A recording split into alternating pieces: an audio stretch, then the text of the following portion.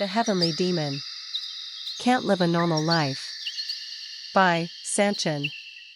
Chapter 266. First Continental War. Part 4. The moment Sven's sword cut through his flesh, Kevin sank into an abyss of memory.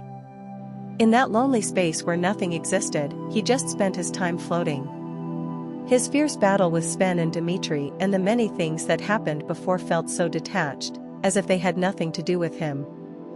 How much time did he spend there? The moment he questioned why he was in this space, his mind was caught up in this storm of memories, just like this black hole. He blinked. In Kevin's line of sight, he saw some men barging into the house. Crack. The furniture was broken. The men smashed the things there with their feet with a stern look on their faces and grabbed his father's hair as he tried to stop them.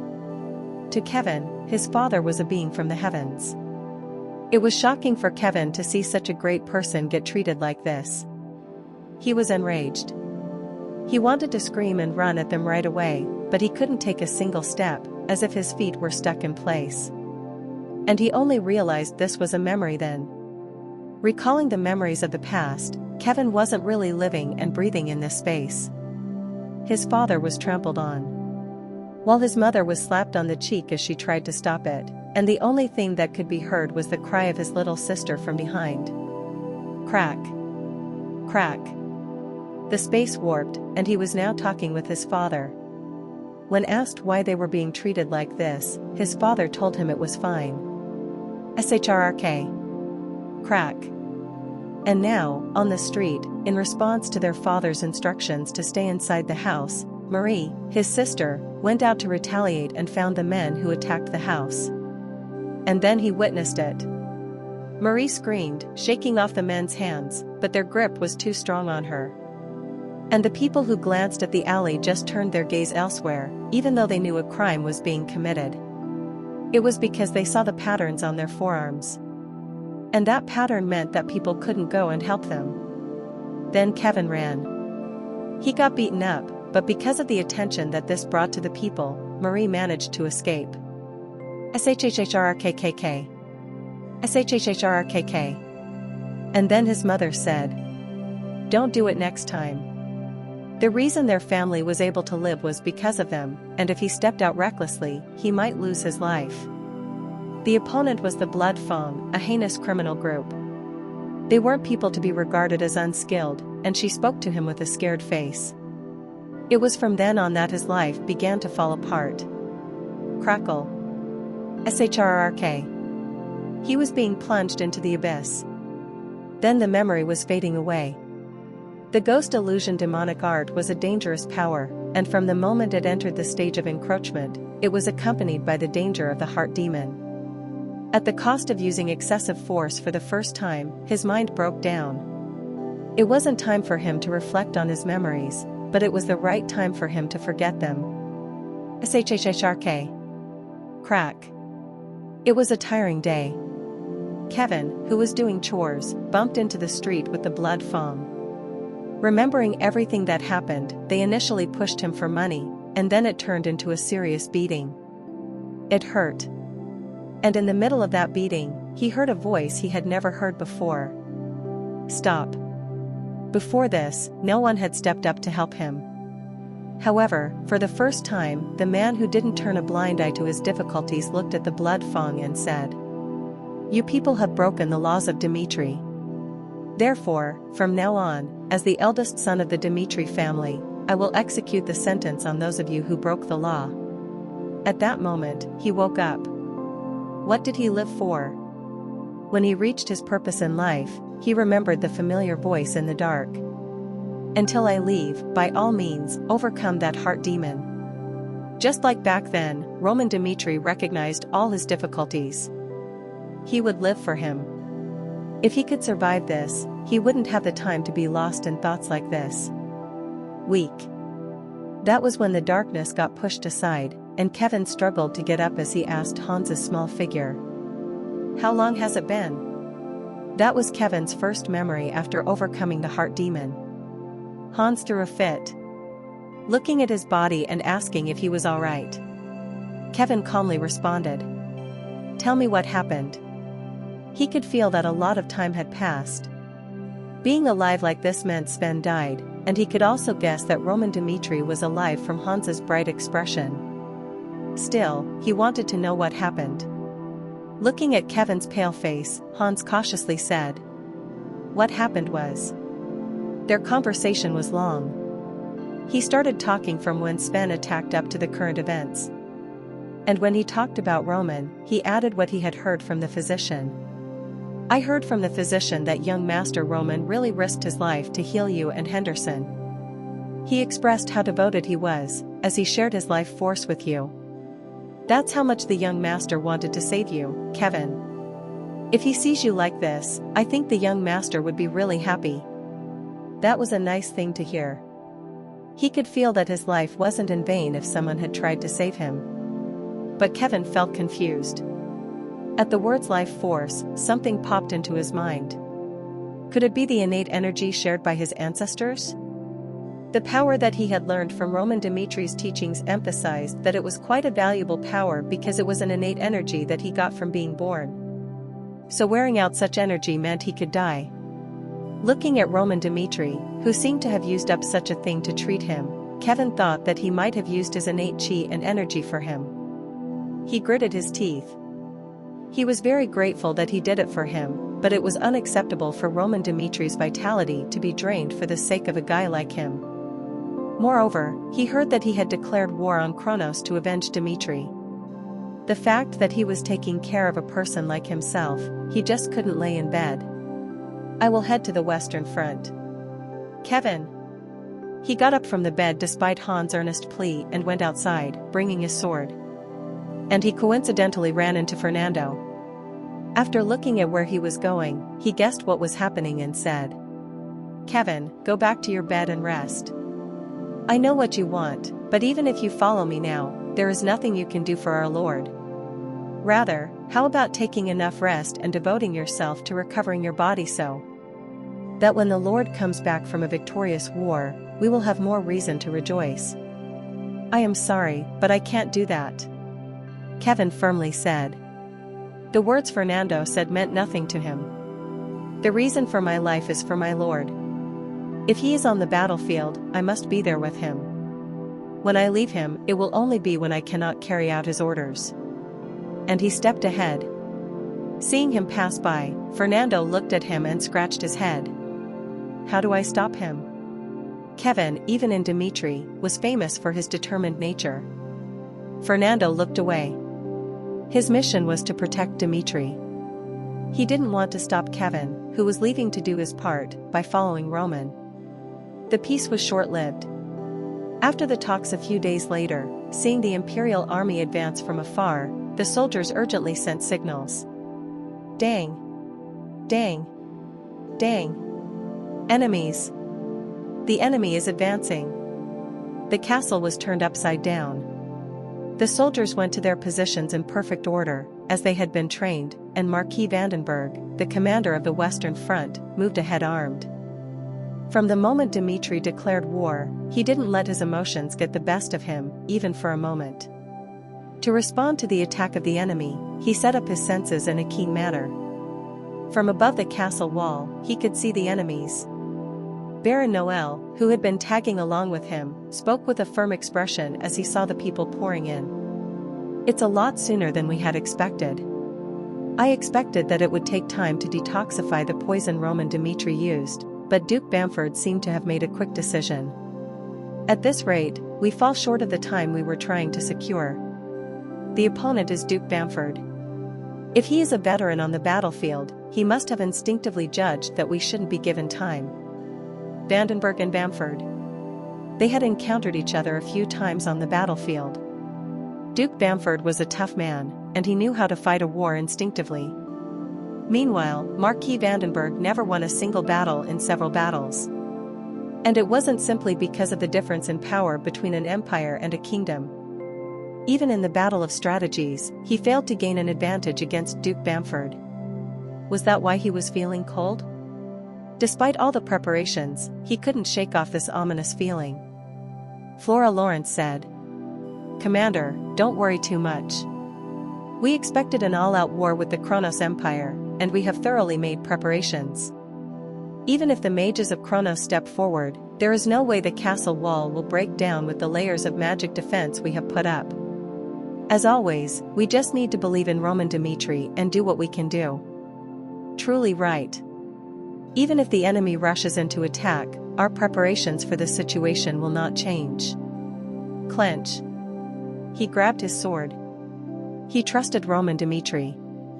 He showed miraculous results in the previous war, and in the war against Kronos, he might win the war that everyone else thinks is impossible. But the process wouldn't be easy.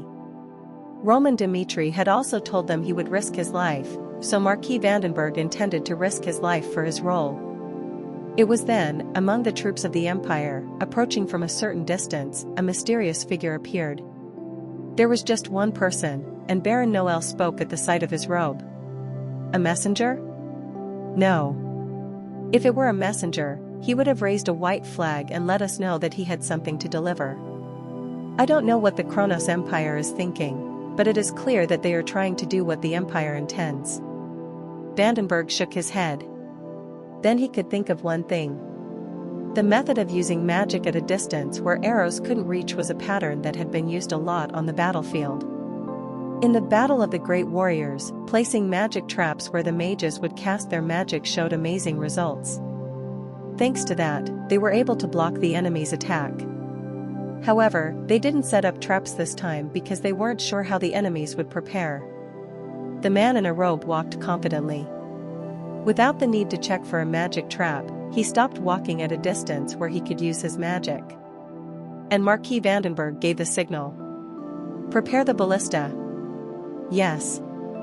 The ballista was a weapon used for long-range attacks. Contrary to its destructive power, it was somewhat less accurate, but a modified ballista was created for the purpose of hindering the mages from casting magic. It was done by increasing its accuracy at the cost of lowering its destructive power. If a mage was attacked where he stood, the mage couldn't continue to cast his magic, and he had to cancel it and move aside. Ready. I will give the signal soon. Swish. And then he raised his hand. They watched the robbed man closely, and when they noticed he was preparing something, the Marquis lowered his hand. Fire! Fire! Tongue! Tongue! A huge arrow moved through the air. The magic enchanted arrow found the location of its target and moved toward the head of the robed person. It all happened instantly. Seeing that he didn't step back, the Marquis was sure that this person would end up dying. And at that moment... Weak. Pupupwhack. A white sheet blocked all the arrows. Even though it didn't seem like they were preparing anything in particular, the magic happened with just one touch. And then... Funny ones. Rumble. Rumbly. And the magic manifested. The robed person pulled up his robe, revealing his gray hair. It was a face they were seeing for the first time. However, from the dark clouds that swept across the sky, Marquis Vandenberg realized that this ominous entity existed. People said that a 5-star or a swordsman was the same as a 6-circle magician. Meanwhile, a 6-star or a swordsman was the same as that of a 7-circle magician. The 12 swords of the continent that people talked about were 6 stars, and the mages were usually 7 circles. Beyond that was the supreme level, which was known to exist, but no one had witnessed before. In front of their eyes. Fury of heaven. Rumble. Rumbly. The gray-haired mage manifested 8-circle magic. Chapter 267. First Continental War. Part 5. At first, people didn't realize that the white-haired individual was using 8-circle magic because they had never heard of it. Even when the sky was shining, they believed that the magic defense layered on the wall would protect them. Flash. The sky brightened. In the sky, filled with dark clouds, a single ray of light descended onto the castle wall. Quang. Quack quack quack. And a massive explosion ensued. The magic defense formation materialized, and numerous magic shields took shape in the air. However, the soldiers from Cairo and Dmitri lost their balance, finding themselves sitting on the ground as the lightning exploded. Gazing at the sky with bewildered expressions, they perceived this as a harbinger of destruction. And the clash between the magic shield and lightning enshrouded the entire sky. Yet there was a problem: this was only the beginning. The sky, turning white, constantly crackled with lightning as anger was vented out. Rumble. Quang. Quack quack wang. It was a truly shocking sight. The mages who had installed the magic defense boasted that it could hold out for at least 10 days with 7-circle magic, but each time lightning struck, the magic shield cracked and began to break one after another. Even those who had no knowledge of magic could comprehend the gravity of the situation. It was evident that the magic defense would not endure for more than 30 minutes and would eventually be obliterated.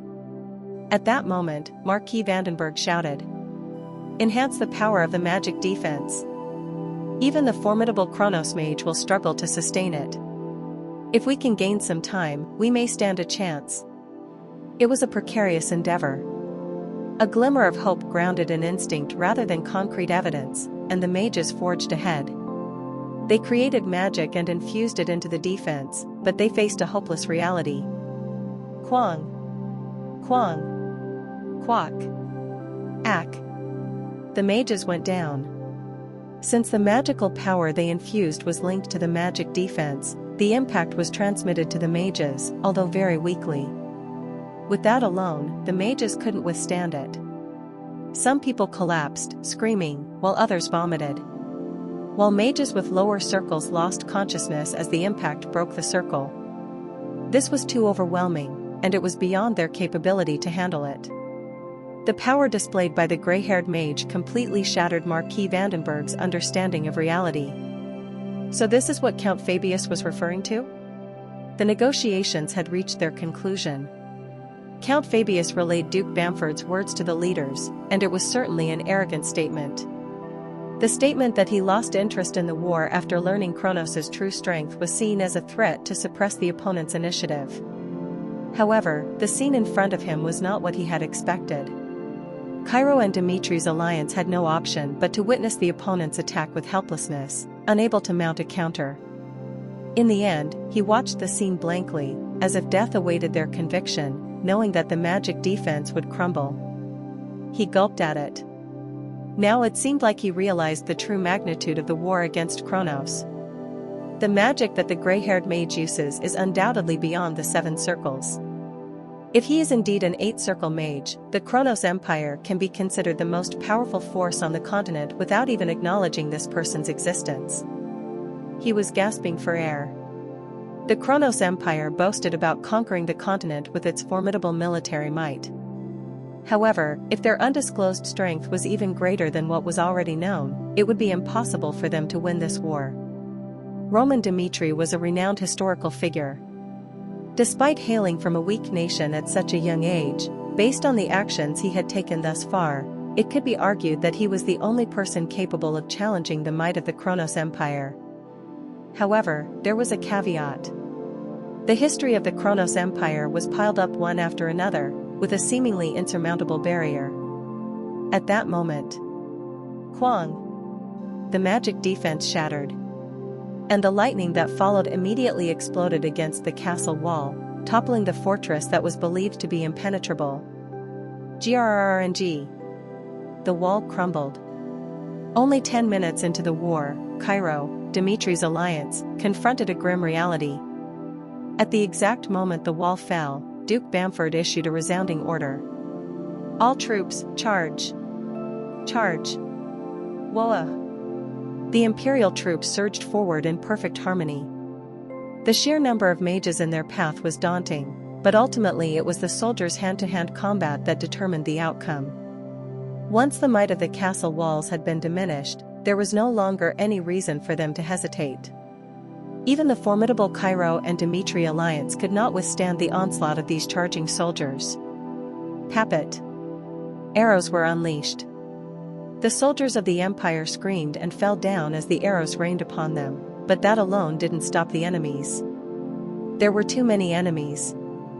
The archers' hands were trembling as they fired their arrows, as they were aware that they would soon face their enemies. And then it happened. Above the castle wall, the mages of the Phoenix Tower shouted, "Burning! Weak!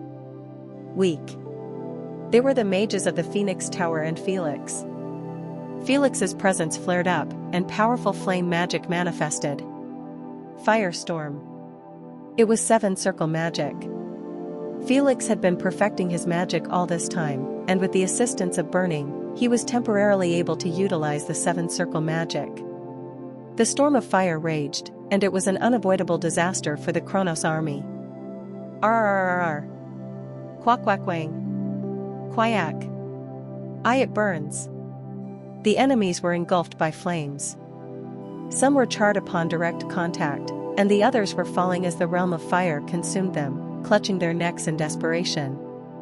The mages of Phoenix continuously conjured powerful spells. Fiery eruptions surrounded them, causing the opposing troops to disintegrate in a mere instant. The Phoenix Magic Tower. Certainly, in terms of magic power, they were upper-class mages. The leaders of the Western Front were convinced of their defense because they trusted their perfect preparation and the existence of the Phoenix mages. Under normal circumstances, their magic would have been sufficient. However, there was a variable in the form of a gray-haired mage.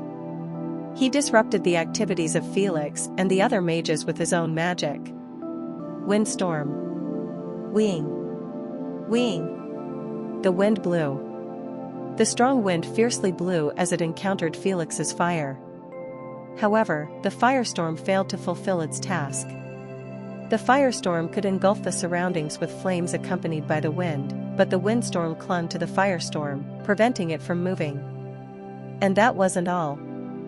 In the realm of mages, the distinction between circles was absolute, and eventually, the windstorm swallowed the firestorm.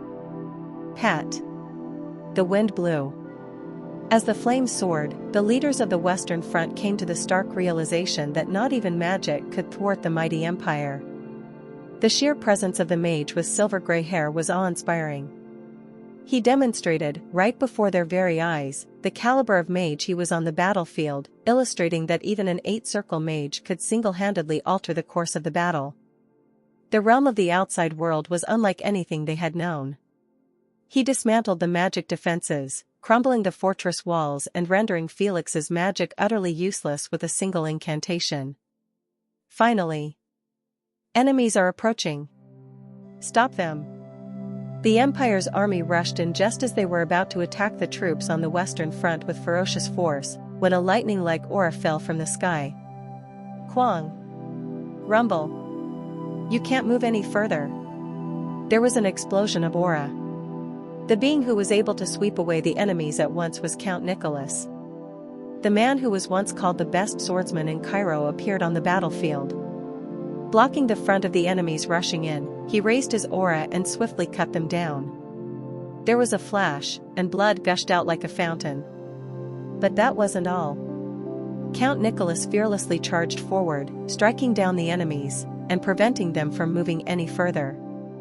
Despite being just a lone soldier, he wasn't helpless. He possessed a powerful 5-star aura. Known as the best sword in Cairo, he was an excellent swordsman. When he stood in their way, the intruders were blown away. In his ranking match against Roman Dmitri, Count Nicholas received a deep moral wound. It was a serious injury that forced him to focus on his recovery, but it also provided an opportunity for him to find peace within himself. He had always strived for the title of number 1 in the rankings. The weight of this ambition was heavy, even if he didn't fully realize it. With Daniel Cairo holding all the power, Count Nicholas had the chance to reflect on himself and develop in his own time. And his body slowly healed just like that. No, it was more than that. Count Nicholas's skills exploded within him. Die. There was a thunderous rumble. The Knights of Kronos charged forward. There weren't just 1 or 2 of them. There were 2 in the vanguard and 3 on each flank. They closed in on Count Nicholas, each emanating an aura of 3 and 4 stars. However, Count Nicholas calmly parried the enemy's assault with a single stride. A radiant flash ensued. A tremendous force struck, momentarily showing as if Count Nicholas had been forced back. Yet the impact of his sword could sever their throats. No one could discern the details with precision. The moment he attempted to launch another attack, he was blocked by Count Nicholas and lost consciousness. And then another Aura swordsman fell. As this continued, Nicholas's sword technique improved like a fine wine. At the same time, "Take cover! Flash!" The wind stirred above Count Nicholas's head. It was Chris. Following Roman Dimitri's plan, he and the other men swiftly moved to the western front. The only person missing was Roman. Chris aided Count Nicholas in manifesting his aura when the castle wall crumbled. It happened so swiftly. Then Count Nicholas glanced at Chris's face. Is Chris really this skilled? Disregarding the difference in their auras, the attack was so rapid and precise that even he couldn't defend against it. As the rumors suggested, the individuals surrounding Roman Dimitri were no less monstrous than him. Chris, despite his young age, displayed incredible potential in his sword technique. Following that, one after another, the swordsmen of Dimitri appeared and formed a blockade against the wall. The castle wall had previously collapsed due to the unexpected variable of the 8-circle mage, but the enemies storming in were not skilled enough to break through. Nevertheless, it was a situation worth fighting for. Count Nicholas raised his aura and bellowed as he infused mana into his words. Ugh! Cairo and Dimitri soldiers! Don't give up! The Western Front will not fall like this. Flora Lawrence observed the battlefield above the castle wall. Tuck! Tuck! The Kronos Empire army attempted to breach the wall using ladders. In the sky, dark clouds loomed, and lightning intermittently struck, while on the ground, fierce battles raged between enemies attempting to infiltrate the crumbled wall and those struggling to halt them. The situation was dire. Flora Lawrence skillfully shot arrows as she assessed the situation in her mind. We must secure at least 3 days to execute our plan, and that's if we can work fast. I believed it was feasible to hold our ground at the wall, but all our preparations would become meaningless if we lose it on the very first day. Moreover, a problem arose. The presence of the 8-circle mage, observing him from a distance, could once again alter the situation drastically, potentially causing them to lose everything to the mage. Perhaps this mage was not the sole hidden surprise Kronos possessed. This mysterious mage with gray hair possessed abilities that were unknown, and the prospect of encountering more unknown beings had to be taken into account. The Kronos Empire ruled the top position like Valhalla. In the absence of Roman Dimitri, if rankers appeared, their chances of winning the melee fight were low. But there was one thing that raised doubts. Is it right for us to hold the Western Front until the end? Roman Dimitri's goal was to buy enough time to complete his mission, not to defend the Western Front like this. Defending the walls will require sacrifices from our side. We must make a prompt decision. In the war with Kronos, Cairo lacked any advantage. Against formidable opponents who relied on cunning strategies, responding in kind would only lead to being trapped. Thus, for Cairo, this situation resembled a horrific plot. But despite their loss of hope in the face of Kronos, she still believed in the existence of Roman Dimitri. And that alone could bring about a significant change. That was why they needed to find a way to stall time, even just for 3 days. Whack! She aimed an arrow at the enemy, who was climbing up, and swiftly made her way toward Marquis Vandenberg. Commander! He was actively engaged in combat. Seeing the blood-stained man, he turned to her in response to the call. We don't stand a chance. Retreat from the front and implement Plan B. Plan B. In the event of a worst-case scenario, they would have to make a decision. Chapter 268. First Continental War. Part 6. A few days ago, during a meeting of the Western Front leaders, Flora Lawrence discussed the possibility of what if. We have made extensive preparations for the war against Kronos.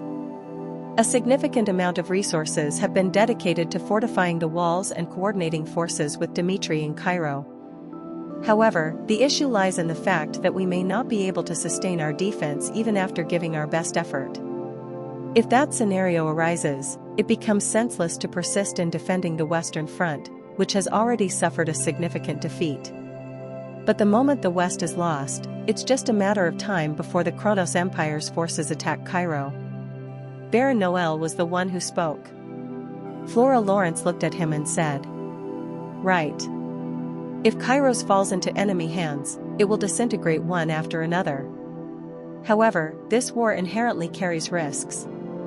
To execute Roman Dimitri's plan, it's crucial to preserve as much force as possible and prioritize maintaining that force over winning battles. But what happens if we allocate all our forces to defending this place and lose the battleground, leaving us powerless for what comes next? We need to make choices and prioritize. We can buy time by sacrificing the West and conserving our power instead of just giving up the West for nothing." "That makes sense, Flora. Did you come up with a detailed plan for that?" "Yes, I did." Marquis Vandenberg expressed his agreement. Flora Lawrence, once the most valuable resource in the West, held authority with her words. "Chic." The map was unfurled. Flora Lawrence directed attention to the Western Front's defensive position and spoke. "The land we are now on is a crucial strategic point. If this place is breached, the Western Front will collapse, so there's a high chance the Kronos Empire will try to destroy it with all its might in the first battle. Plan B, which I'll explain now, is the option we can choose if we can't withstand their attacks. And there are no other options besides that." Their gaze remained focused. They eagerly anticipated this audacious decision. Making all the necessary preparations for war and discussing Plan B posed many challenges. However, what she had experienced in the past made Flora determined. Plan B is to abandon the castle and flee. If it becomes evident that we are going to be defeated, our enemies won't find it suspicious if we evacuate earlier than expected. Furthermore, by surrendering our war supplies, they won't suspect anything. And that is our opportunity. When the enemy breaches the castle, we can gain a significant advantage by sacrificing a lot and causing a massive explosion. They had to prepare just in case. On a battlefield of countless variables, the staff had a vital role to fulfill. And so, the decision was solidified. Marquis Vandenberg bellowed as he struck down the oncoming enemy. "All troops, retreat. Abandon the castle and fall back. Retreat." The decree echoed through the ranks. The lieutenant swiftly disseminated the orders, and in a flurry, some soldiers dashed away, drums pounding in sync. The entire battlefield crumbled within a heartbeat. Even though the soldiers were unaware of Plan B, their leaders had instructed them to abandon the castle in case of an emergency. So the soldiers began to retreat. The leading soldiers couldn't simply turn and run with the Empire's army charging toward them, but the others were able to follow suit. Staying on the battlefield when everyone else was fleeing was a sure path to self-destruction. Cairo and Dimitri's soldiers withdrew, allowing the enemy to breach the castle through the gap in the battlefield. "Attack! Kill them all!" Screams reverberated in the air. The Kronos Empire army ruthlessly slaughtered the soldiers of the Alliance, obliterating the advancing troops. Even the fallen bodies were mercilessly crushed into a pulp. The war had come to an end. The delicate balance had become irreparable the moment the Alliance retreated. And among the prominent figures involved, Chris stood there. From his position, now in the rear, he bought time for the soldiers to escape. There was a blinding flash. All the enemy soldiers rushed in and fell. Even with the enemy troops filling his vision, Chris didn't back down, and he precisely swung his sword. With one or two counters, the heads of Kronos fell. It was a confrontation between many soldiers and a single person. It was such a familiar situation. Whack! The neck of the enemy was cut. As he was about to join the army, Chris turned his head at a cold sensation. Krrrr. A fiercely burning aura passed in front of his eye, and his skin became itchy. It was still too early for him to be sure, but Chris had a sense that the aura's power was at a 6-star level. "You are the person known as Chris." Kwang. Kwakwang. The enigmatic presence forcefully shoved him as if in a state of madness. Chris didn't engage in a direct confrontation with the enemy and swiftly moved away. Nevertheless, Chris continued to be pushed back, with the wave of aura propelling his body. From above, a radiant halo gleamed as Chris narrowly dodged the attack, and he rolled onto the ground. Quang. Rumble. What is Roman Dimitri's identity? Reaching 6 stars at the age of 20, and nurturing swordsmen like you in a wretched land like Dimitri. It is truly shocking, to the point where I want to catch him alive and demand the truth by peeling the skin off his flesh. He gazed forward, his face pale and marred by scars from his eyes to his nose. At that moment, someone came to mind. Ranked second in the Kronos rankings and third on the continent was Hannibal, the evil ghost. His long, curly hair, pale face, and the scars across his face were Hannibal's significant features. He felt goosebumps rise. If he, who held the second position of the Knights of Kronos, had taken a step forward, there would be virtually no way to defeat him in a place without Roman Dimitri. Damn it. Whack. The sword was thrust forward, and he knew that he would die, but he knew he couldn't turn back now. The moment he looked back, Hannibal's sword would slice through his back. So rather than succumbing to a wretched demise, Chris yearned to contribute to the war. Apologies, I fear I won't be able to fulfill the aspiration of surpassing my lord. With resolution, he brandished his aura and prepared to attack. I shall claim this realm. It was Count Nicholas. He confronted Chris directly. It caught Chris completely off guard. In response to an objection he couldn't abide, Count Nicholas uttered, "In the upcoming war, your presence alongside Roman Dimitri is crucial for the success of our alliance. Allow me to handle this situation, defeat Hannibal, and I will join you later." Count. Quickly. Count Nicholas exclaimed, and both of them acknowledged the harsh reality. The troops of Kronos were rapidly approaching, and any hesitation for even a mere 10 seconds would result in their retreat being cut off. Despite knowing that, Count Nicholas willingly sacrificed himself. As he experienced the new talents of Roman Dimitri and Chris, he knew what he had to do for the kingdom. His hesitation would only result in sacrifice. Seeing Count Nicholas's resolute expression, Chris clenched his teeth. "I will not forget what happened today." He turned and began to walk away. As Chris attempted to flee, Hannibal swiftly extended his sword. Quang. Quang. Count Nicholas halted. Surrounded by an intensely blazing 6-star aura, Count Nicholas unleashed his 5-star aura, refusing to be defeated. A great shock rose through Count Nicholas, and he laughed. "I wanted to fight a top ranker like you at least once." Far away, Chris was slowly disappearing. When Hannibal looked dissatisfied, Count Nicholas calmed his shock and focused his mind. "In my life, I wanted to reach a 6-star aura. Cairo's best sword." That was his name. However, when dealing with the Continental rankings, he realized that the title of being the strongest in a weak nation meant nothing. And that he was only at the bottom. Even against the formidable 5-star swordsman, he couldn't stand out, and now a 6-star swordsman from another continent had arrived. The day he became infatuated with Roman Dimitri, Count Nicholas witnessed a new world unfold before him. The intense sword technique, capable of slicing through flesh, was a realm beyond the heavens that he yearned for. Right after his defeat, confined within the training room, he hoped to emulate even a fraction of Roman's prowess as he healed. Even though he had a reputation in the past and was at the age where gray hair started growing, they all didn't matter. Count Nicholas, returning like a novice, had managed to achieve some results. Quang. Rumble. I am Richard Nicholas, and I am Cairo's finest swordsman. The Dimitri Duchy was established, and he was given the highest position.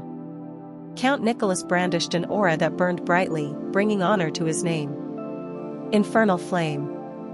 It was an enormous flame. The fact that his very existence burned and merged with the sword indicated that he had also reached the early part of the 6-star level. Cairo's first sword was far from feeble. Besides Roman Dimitri, he was the first to attain the level of 6 stars, which was a prestigious achievement shared by only 12 individuals in the empire. Determined, he kicked off the ground. Surrounded by aura, he charged toward Hannibal. In that instant, a foolish bastard who has no understanding of his position. There was a flash, and the flame soared high. The aura burst forth, akin to a volcanic eruption, threatening to split the very sea in two. Hannibal was the third strongest swordsman on the continent. Much like the disparity between a 5-star swordsman, he was an unparalleled monstrosity at the 6-star level. Whack! Blood spurted. Count Nicholas's body was cut up, causing him to collapse to the ground, unable to last even a minute.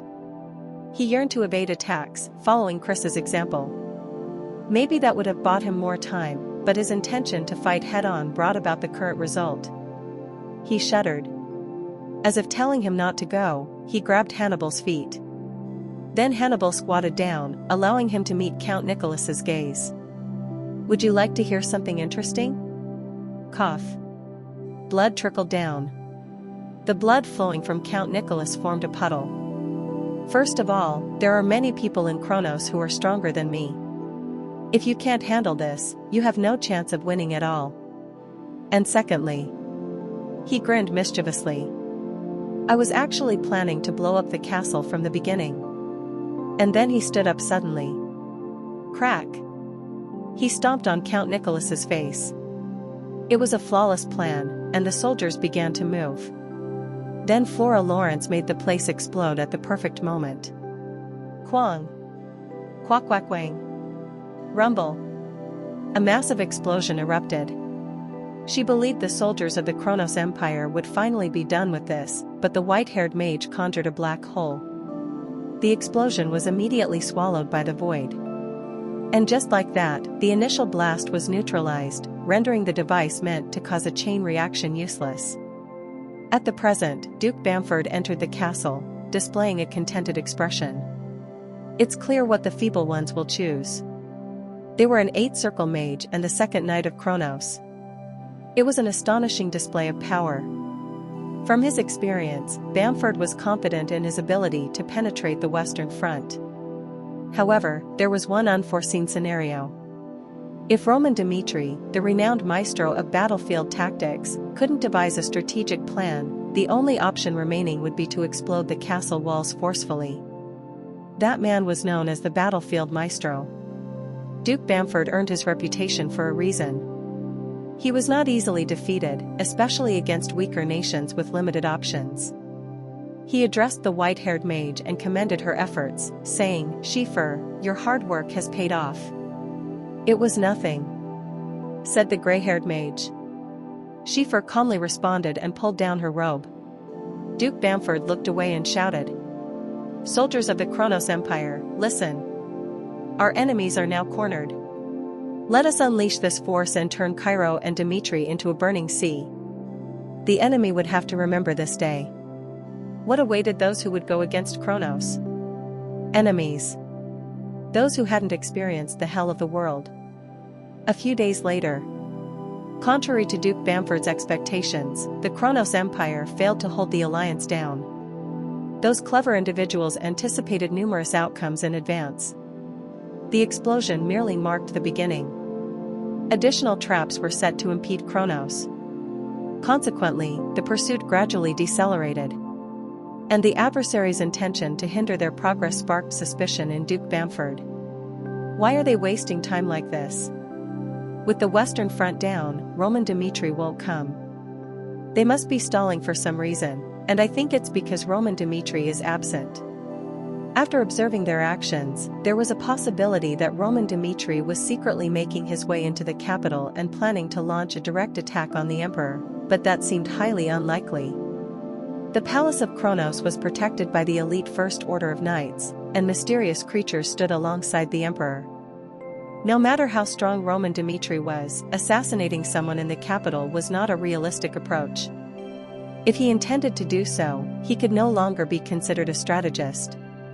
He was simply someone who relied on power. And an individual like that would eventually be defeated by a stronger force. It's best for us to continue moving forward in this manner. If they are attempting to delay us, we will just eliminate them as we have done before and acquire what we require. However, on that particular day, they received unexpected news. A soldier came running, gasping for breath, and exclaimed, "Commander! Roman Dmitri has captured Cortez." Cortez? At the mention of that name, Duke Bamford was surprised. It seemed almost impossible. Just like the Western Front, Cortez was a strategically important location in the eastern part of Kronos. Moreover, a warp gate existed there.